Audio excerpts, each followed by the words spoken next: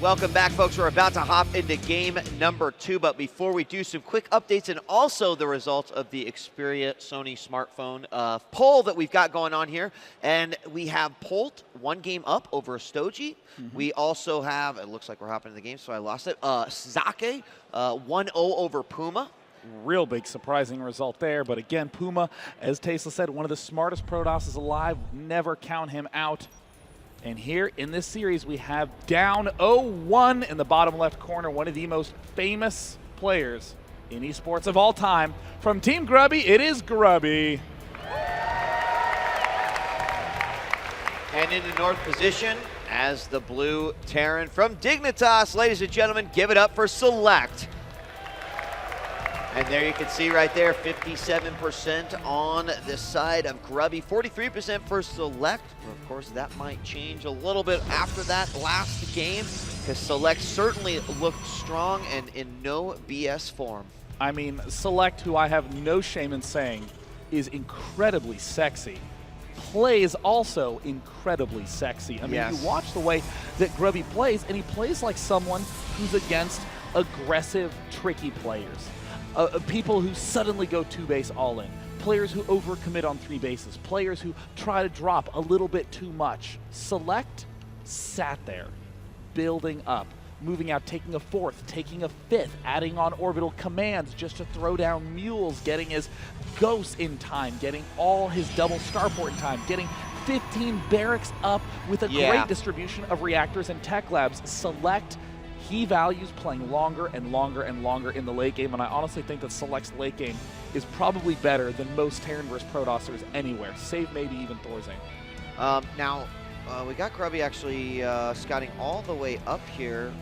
Curious to see if he's got something in mind for this probe here, if that's just to make sure that there's no sort of proxy craziness going on, as actually these two are going to meet, and no, nothing unusual here. Just the path he decided to take. Now, going back to kind of what you're saying, and you know, with all the medevacs he had, with all the bio he had, he didn't try to overutilize drops to gain an advantage. The only time he used drops was when he had a clear advantage, took out that 3rd to the west of Grubby's main, or the 4th, and then just flew right in and was able to doom drop. That's where the army really got spread out from Grubby, and I'm curious to see if there's going to be a similar kind of thing done here for Select. Now here's a weird-ass timing from Select. Double gas on 17 after supply depot. What I think is actually going on is that we're going to see a command center plop down, followed by a factory with siege tanks. That's what makes the most sense given this timing, but I'm not as familiar with this one. This is more of me just trying to give a winged supposition rather than anything that may or may not be true. I certainly hope I'm right, because that would make me feel nice and fuzzy. Well, he's going to put 3 on it in both gas, and I'm really curious to see exactly what he's got here as well. He's going to put this bunker up, which will be really interesting even if the probe was to get past, and you can see he's not going to let it happen as he has a Marine at the front, 2 Marines near the 3rd as well. He wants to hide this. That bunker will also help it. Even if the probe sticks its head forward and sees, oh, there's a bunker there, there's probably a command center behind it, but that is obviously not the direction he's going, and there's factory number 1.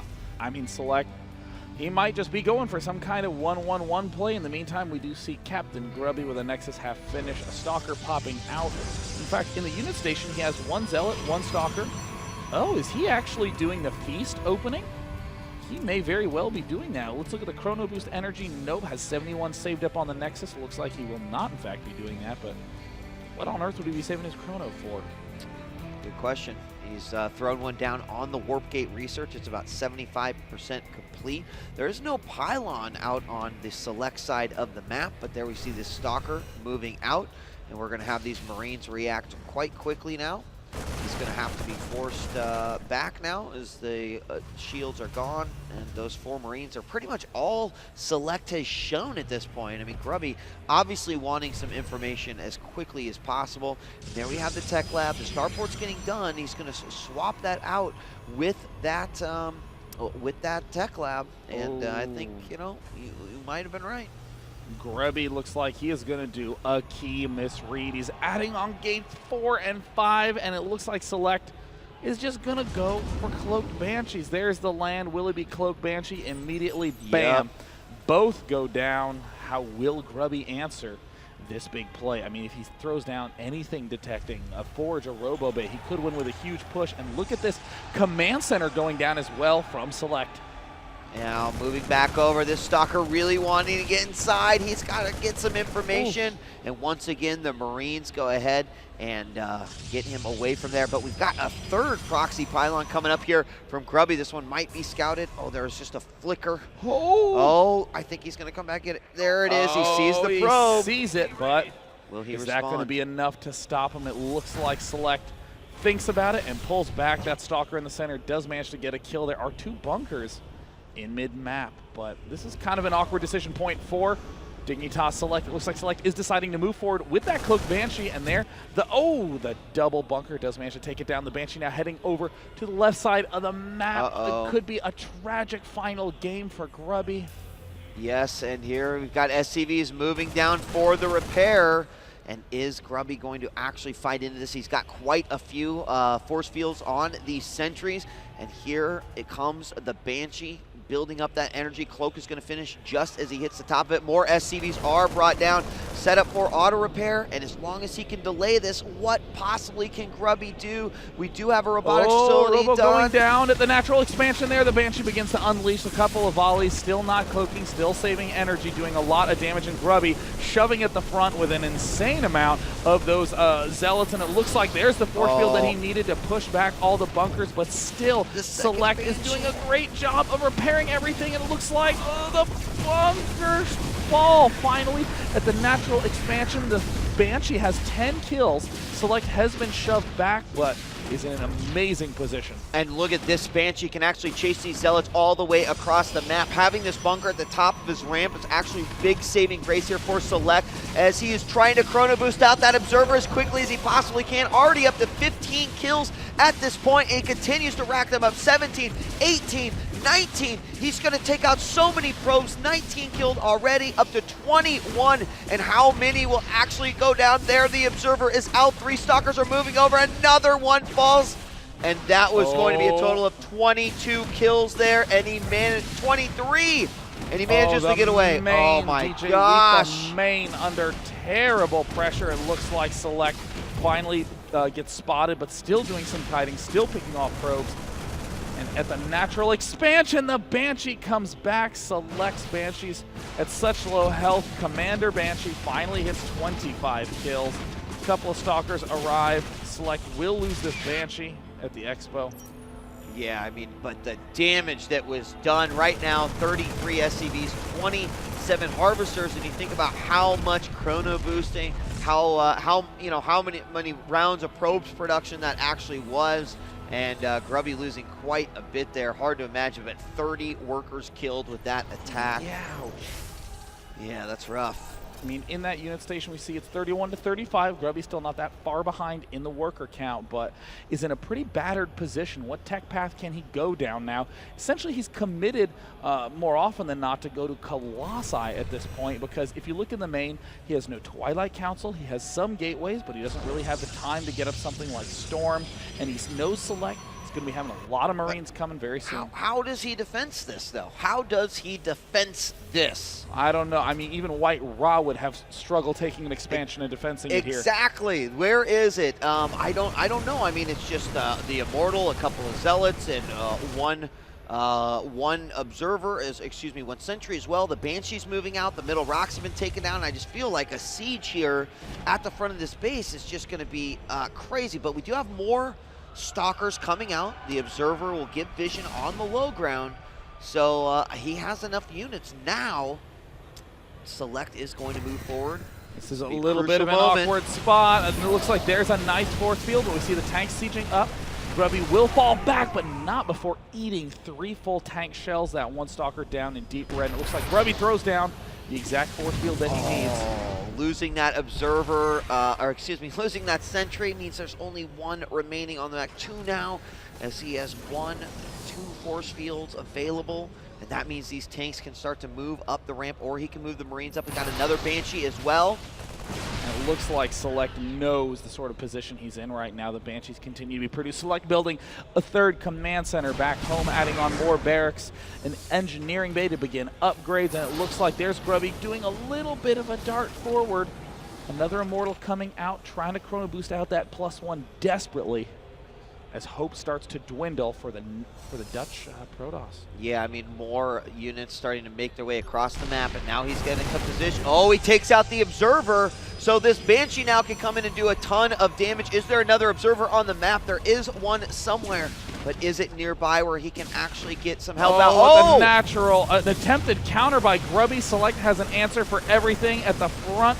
A push attempted at that photon cannon, and it looks like Grubby decides that that is now the signal to advance forward, but losing so much. The Banshee at the back still doing more damage in the worker kill count, all the way up to 30. Select seizes the opportunity and sprints forward to the Nat.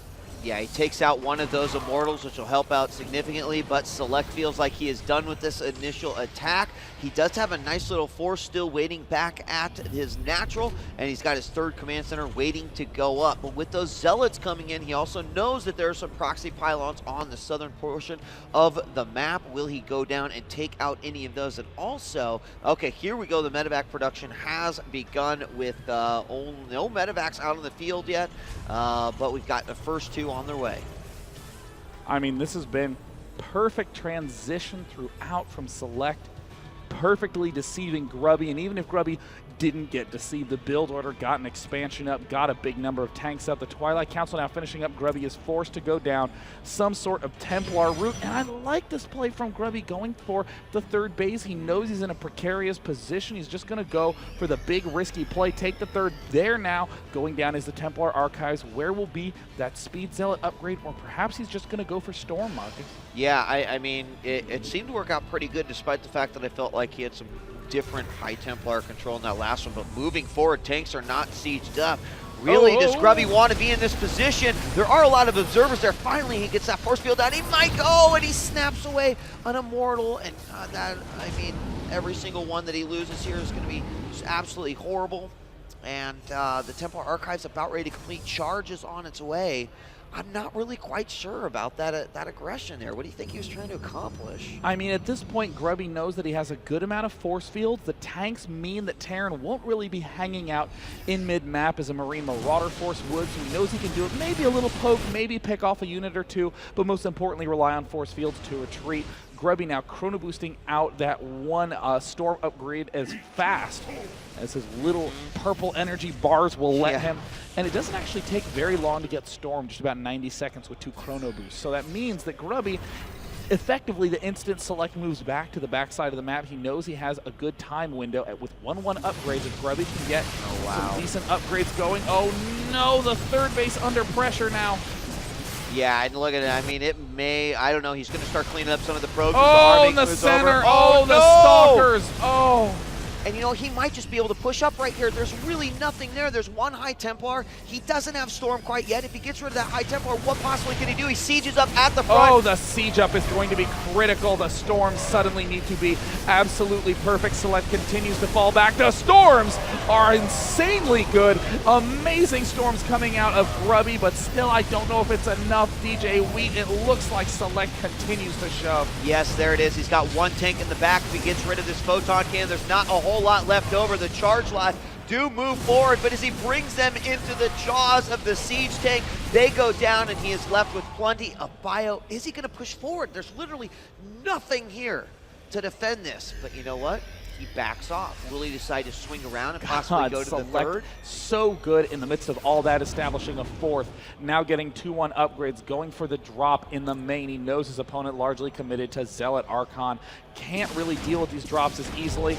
And there at the natural, another Banshee moves in. The drops get deflected, but my God, is that Banshee worth its weight in gold? Yes, it is. Also an attack at the third as well. How is Grubby going to deal with this? He's getting hit from all sides. This Nexus is going to fall at the third, and it goes down inside the natural. The probes continue to fall. A total of 47 have been lost over the course of this game, and there's no Observer here to help out with this Banshee. It can just have a heyday. Select is just pretty much just gearing up for his next attack here in the center of the map, and as you mentioned, with that forward base here for Select, he could start to rally his units closer and closer, not so much at the natural, building more barracks as well. And Select is just looking so amazing. Really, the saving grace of Grubby so far in this matchup has been those storms. I mean, if those storms continue to be perfect, maybe the game can go on a little bit longer. And if it goes on a little longer, then Grubby can continue to get more upgrades. He can maybe secure more bases, but my God, does Select know how to macro? There's the mass stim. The units are clustered, but Select with some very nice spreading. Perfect storms, but will it be enough?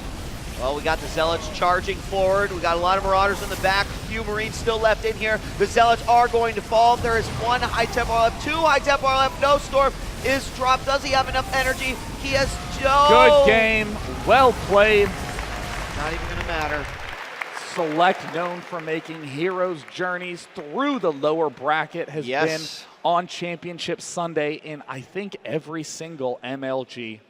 Barely manages to get there once again, but Grubby, despite performing so brilliantly at the Winter Arena, has been eliminated from the MLG Winter Championships. And that means that Select is going to be up against another Protoss in the next round, and that is going to be Sase, which will be another tough matchup for Select. But as you mentioned, we know he's got the stamina. We've watched him go through 13 rounds in the lower bracket to make it all the way to that finals once again. So is it possible? Yes, because that man made it possible. Now, though the broadcast is about to come to a close tonight, I want to remind you that the other round 6 games are being played back in the players area, and you need to get some rest because tomorrow, starting bright and early at 11:30 a.m., will be myself and DJ Wheat with the Dr. Pepper Ultimate Access pregame show before the first 2 winner bracket semifinals, DRG versus Hart and Marine King versus Parting. Of course, that will set up the winners final that'll take place around 2 p.m. and the potential for an MLG Winter Arena rematch if DRG and Marine King both win their respective matches. But after a great showing from Cole Hart, I would not count him out. Of course, Parting, he may have started out a little rough in his groups, but certainly came back and showed why he is such an up-and-coming and prominent Protoss that people are talking about. So either way, I think we're in for a phenomenal winter finals. From that point, we'll just watch the whole thing play itself out. But, of course, that means your favorites will fall and only one will win. But this time around, $25,000 goes to that first place finisher. Ladies and gentlemen, 1 day left. Just 8 more hours of SC2 action starting in about 12 hours. Till then, I'm Day 9. And I'm DJ Wheat. We'll see you tomorrow bright and early for the conclusion of the MLG Winter Championship. We'll see you next time. Peace.